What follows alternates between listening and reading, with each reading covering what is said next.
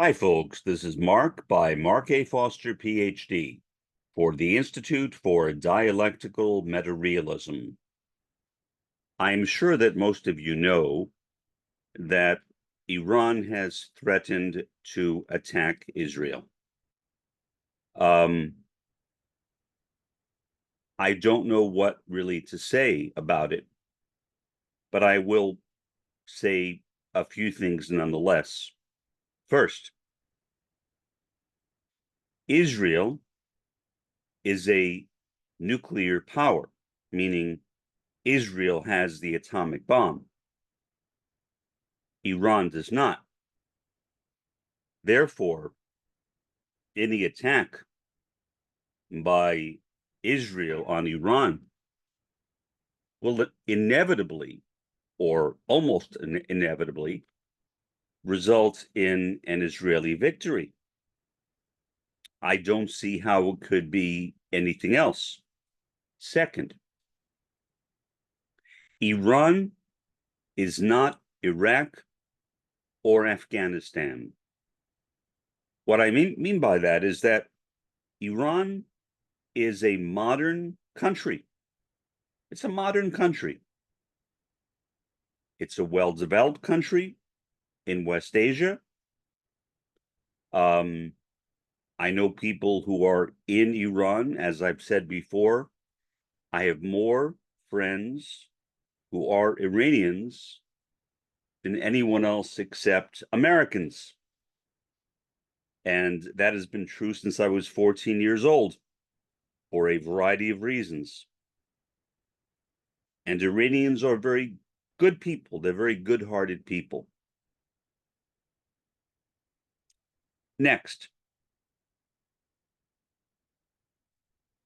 Iran,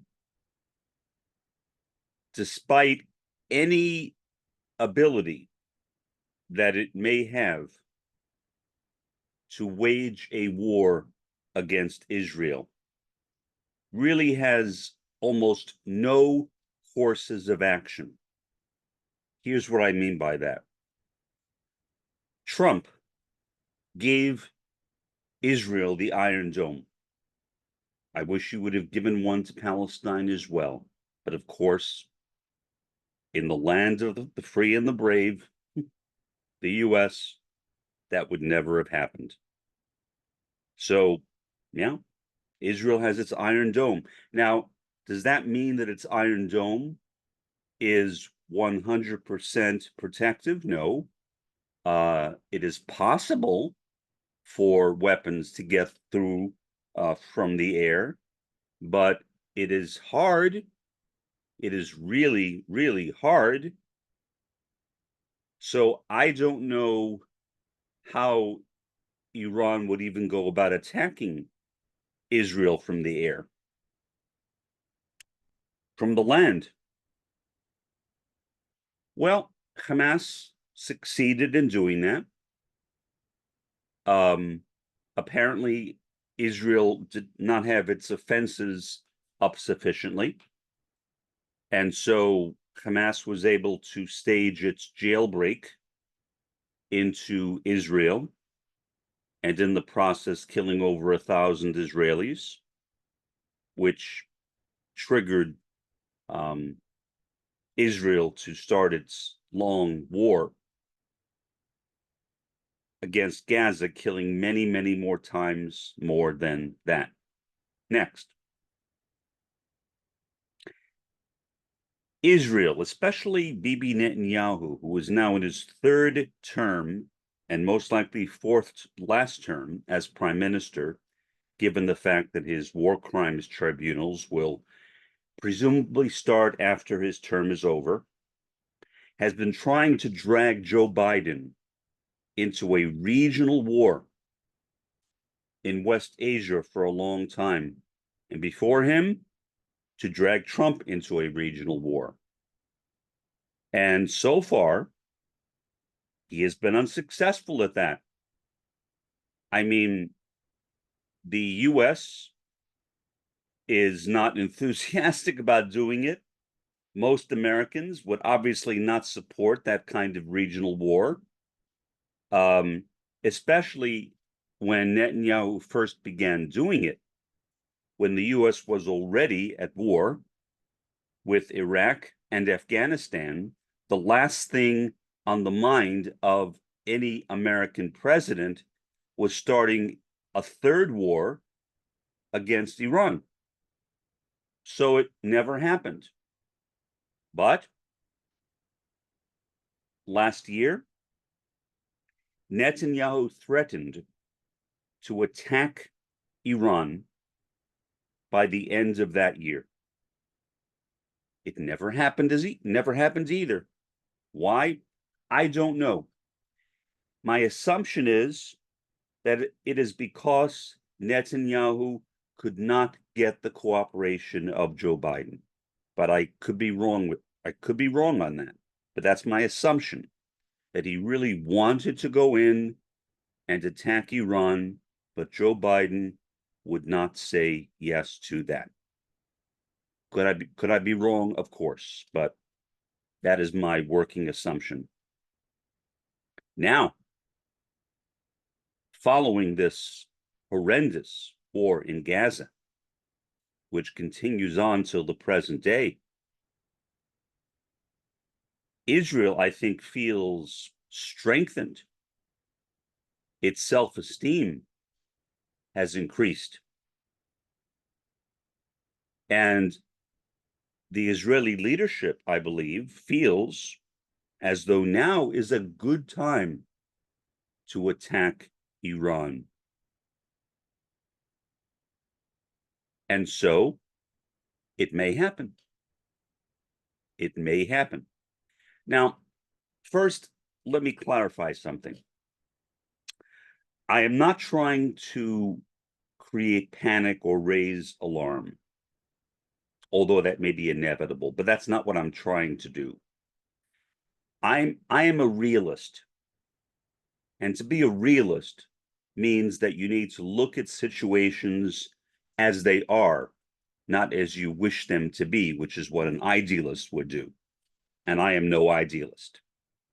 And so I try to examine the real situations that are taking place right now. And I see, I see the situation really out of hand. First, you have Israel, which is really dying to get into a war against Iran. And then you have Iran, which has just been bombed, or its embassy in Syria was bombed. And if you know anything about how those situations work, bombing the embassy of a foreign country is the same as bombing that country itself. There is no political difference. The Iranian embassy in Syria was sovereign Iranian territory. And Israel knows that. That's why I think that what Israel did was intentional. Netanyahu may be a complete and total a-hole, which he is, but he is not anybody's fool. He is not anybody's fool. He knows how people think in that part of the world, being himself from West Asia, although he spent much of his youth in the United States getting an education, but he's not an American. He's an Israeli from West Asia. And he knows how people from that country function, how they live their lives. So presumably, he had a pretty good idea that by bombing the Iranian embassy in Damascus, which he knows is sovereign Iranian territory, that he would set off alarm bells all over West Asia, and particularly in Iran, which would lead to calls from Iranians for its own government to attack Israel. Now, does Iran want to attack Israel? I doubt it. It's not because they feel like it isn't deserved. I'm sure they know it is deserved, which it is. But they know that they can't win. How in the world can they win? They can't. Iran could never win a war against Israel. Now, the war would take much longer than the Western wars against Afghanistan and Iraq because of the fact that Iran is a modern country. It would be like attacking France, in effect. A lot of people don't know what Iran is, and they think that, well, Iran, Iraq, well, they both begin with IR, and then they are followed by an A, so they must be somewhat similar. Obviously, I'm joking, but no, nothing at all like Iraq, nothing at all like Afghanistan. Iran is one of the most powerful countries, if not the most powerful country in West Asia. And other countries in that region are afraid of Iran. They literally are afraid of Iran. That is part of the reason, not the only reason, but part of the reason why many Arab Gulf states were willing to enter into economic deals with Israel, which they did with the help of Jared Kushner, the son-in-law of former President Donald Trump, who really wanted that to happen. And there are a lot of things that Kushner tried to do that failed. That was not one of them. He got the certain Arab Gulf states and Israel at the bargaining table, and it was very easy, apparently, to make a deal. Why? Because they're all capitalists. They're all capitalists. They're all wealthy countries. They care about making money more than they care about the fact that Israel is predominantly Jewish and their countries are predominantly Muslim. That was secondary. Even Saudi Arabia, which has not officially established relations with Israel, has established relations with Israel. The only part of it that's missing is the official part. But the official part is really meaningless. There are relations, capitalist relations between Israel and Saudi Arabia, and there have been for a long time.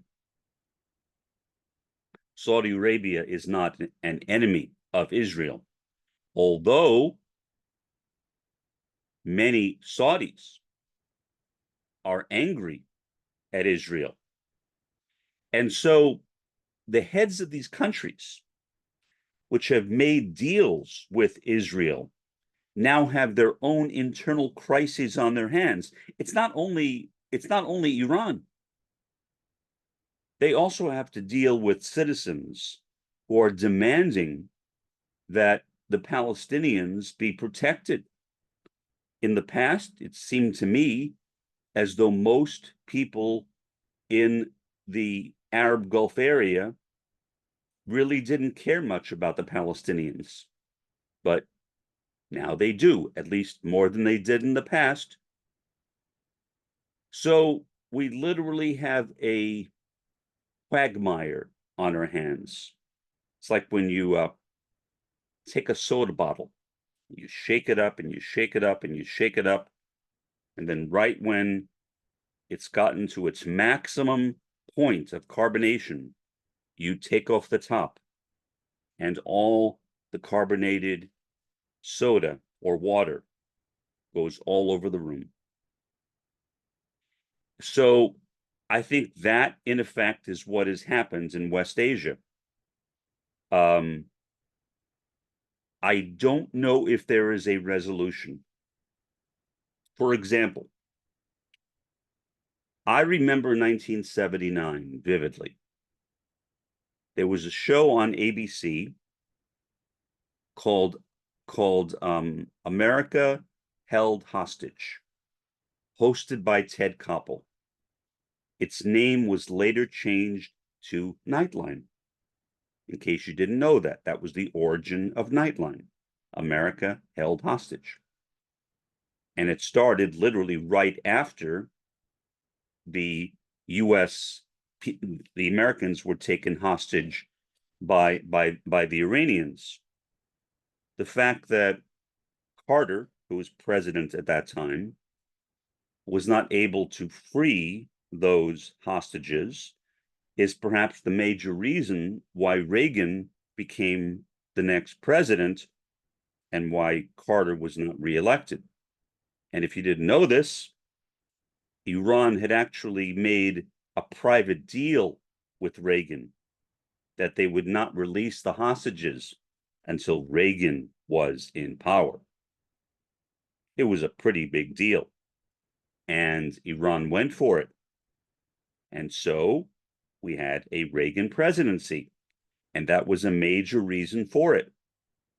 But Iran has a lot of reasons to hate, to distrust the United States, for example. 1953, the CIA staged a special operation, which is now public information. It was originally above top secret, but not anymore, in which they overturned the legitimately elected president of Iran, President Mossadegh, and replaced him with their own puppet, Shah Pahlavi. Why? Because Mossadegh wanted to nationalize oil, petroleum, meaning he wanted to keep the oil that was pumped out of Iran in the hands of Iranians. He was an Iranian patriot. He was literally doing his job. He was serving the needs of the Iranian people. That is not what the U.S. wanted. No. The U.S. wanted someone who would serve the needs of the oil companies.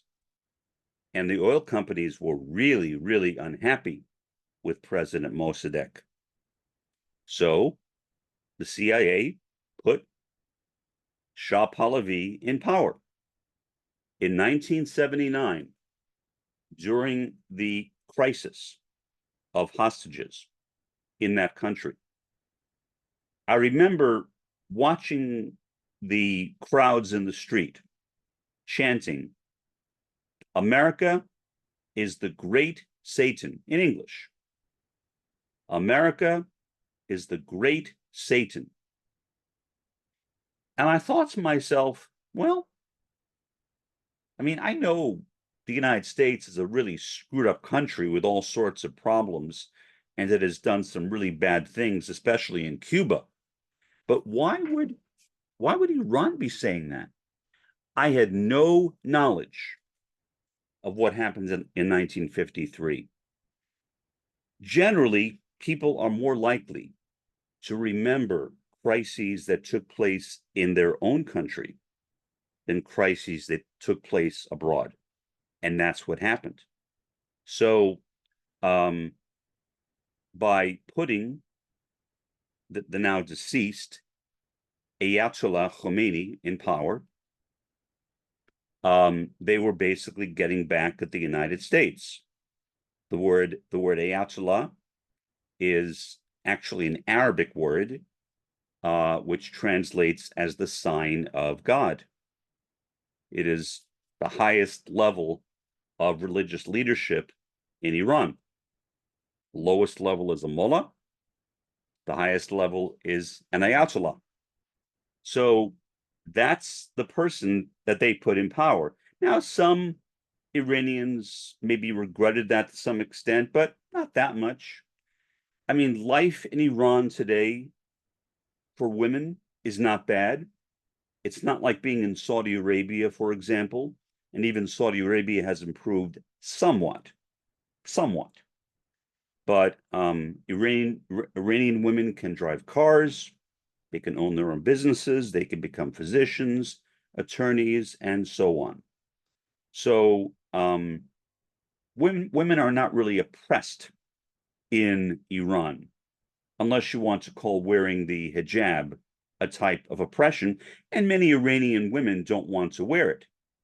But that is the law of the country. They have to wear the hijab. But Iran has always been a very westernized country, always been like that, very westernized. And so these Iranian women and girls wanted to look like Americans and like Europeans, but by wearing the hijab, they did not. So they rebelled, and many of them were arrested for doing that, which caused a kind of international outrage against Iran. Such a small point. Now, is it legitimate? I guess so. I mean, I think people should be allowed to dress like they want. I don't think that a government should have the authority to tell people how to dress. But by the same token, when you compare that to what the US did in Iran in 1953, or what the US did to Afghanistan and Iraq in the aughts of the 21st century, it's nothing. We are, meaning America is, the most dangerous country in the world. We are the only country to have used nuclear power. So, what is Bibi Netanyahu up to? Here's what I think he is up to. He is trying to provoke Iran into attempting an attack on his country, knowing full well that such an attack will likely be a failure. But Israel won't care, won't matter to Netanyahu. That will provide an excuse for Israel to start a ground war, an air war, whatever, maybe both, against Iran, and to bring in the US. And to bring in the US. That great Zionist, Joseph Biden, who has said that we will always stand behind our ally Israel, that a-hole, Joseph Biden.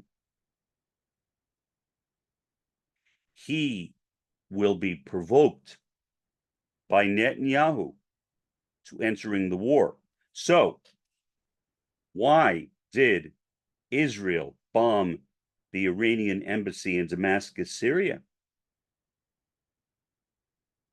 I think it's precisely for that reason, to provoke Iran, to provoke Iranian people, to demand from their government that they act. Now, what will happen? Iran cannot fight a war against Israel. It simply cannot. Iran will lose, I think. I mean, if you have something better in mind, then you tell me, but I don't see how Iran can win a war against Israel unless somehow, I don't know, it gets the support of other West Asian countries. But even if you put all those West Asian countries together with Iran, can they successfully fight Israel? No, no, they can't. And especially if the US is involved. Point is, and again, please don't panic. Please don't panic. Panicking does no good.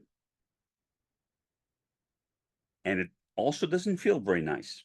I know as an autistic who has panicked many times during my lifetime, panicking feels no good and it is no solution. But I feel like I need to say this. We may very well be on the verge of World War III. I never wanted to say that. Never. I always resisted saying that to my students. After 9/11,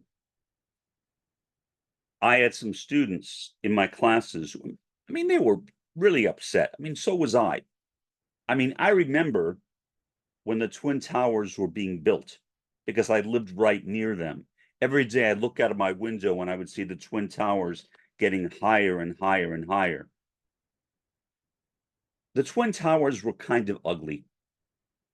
Whoever was the architect, you know, that guy should have been fired, or that woman should have been fired. Really a lousy building, not very attractive at all. But suddenly, after 9/11, everyone loved the World Trade Center, the Twin Towers. It was an entirely different story. Okay, I think the building that is there now is more attractive, but the reason it's there is unfortunate because it was rebuilt because of the destruction of the Twin Towers. So students would ask me, after 9/11, with the attack on the Twin Towers and the Pentagon and the crash landing of that plane in Pennsylvania, which might have been headed toward the Capitol or some other part of Washington, D.C. Mark, or Dr. Foster, as some people would call me back then. Some said Dr. Foster. Do you think that there will be a third World War? Do you think that we are about to enter into World War III? And I did not know what to say to them. I would say, look, nobody knows the future, as I often say on this podcast. But I think it is best to assume no, because we have no evidence for it yet. When there is evidence, we will all see it. I don't see how what happened in Afghanistan through Osama bin Laden plotting to attack those two parts of the United States would lead to a third world war. To me, that is a bit of an overstretch. And so I would encourage you all to be calm and not to panic. Keep up with the news, but read the stories in a very relaxed manner. I don't know whether my words were comforting or not. I hope they were, but I don't know. We spent the next month in my classes, as did almost every class on campus, and I assume most classes all around the United States and maybe other countries as well, doing nothing but talking about 9/11. I mean, what else could we talk about? There was even talk of extending the semester into the summer because of the possibility of running out of time. Now, that never happened, at least not where I was, maybe some other places, I have no idea, but it never happened with us. We were able to finish the semester on time. I had to leave out some material, but so what? It wasn't that important material. And everything worked out okay. So thankfully, we had no Third World War in 2001. But honestly, and all I can do is be honest, I am not that optimistic this time around. I am not. And the reason for it is because not only do we have this potential attack by Iran on Israel with the inevitable Israeli and American retaliation on Iran. But we also have the Israeli terrorist campaign in Gaza, and we have the war on Ukraine, which is a war where I support neither side. I literally support neither side in the Russian war in Ukraine. Some people say, how can you support neither side? Why don't you support Ukraine? I say, well, because I know the history. I know what led to it. I know it was based on lies that were told by NATO. So that war, I have no preferences. I literally do not care who wins that war, whether NATO gets control of Ukraine or whether Russia gets control of Ukraine. It doesn't matter to me.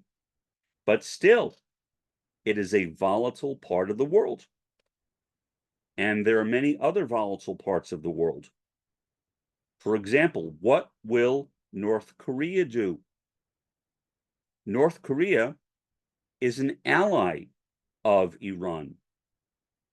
And North Korea does have nuclear weapons.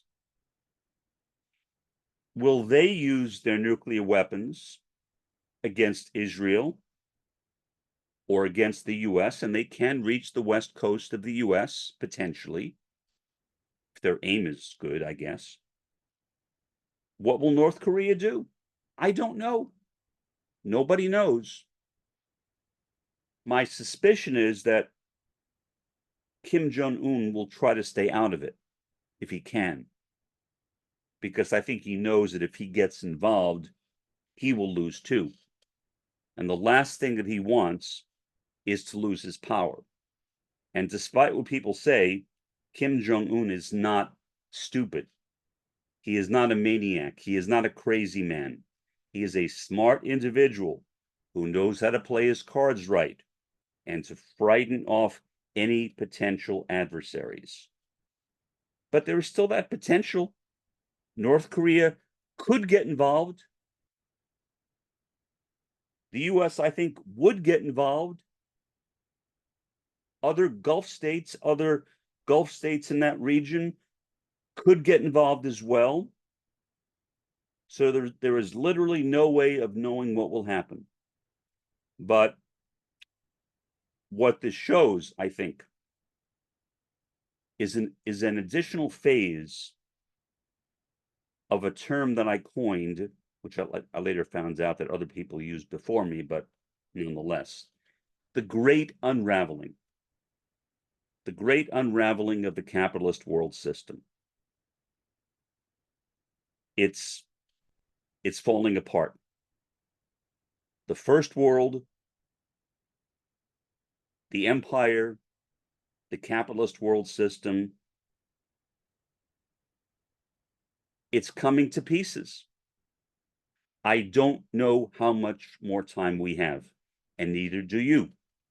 And for that reason, I suggest do not panic, but watch the news.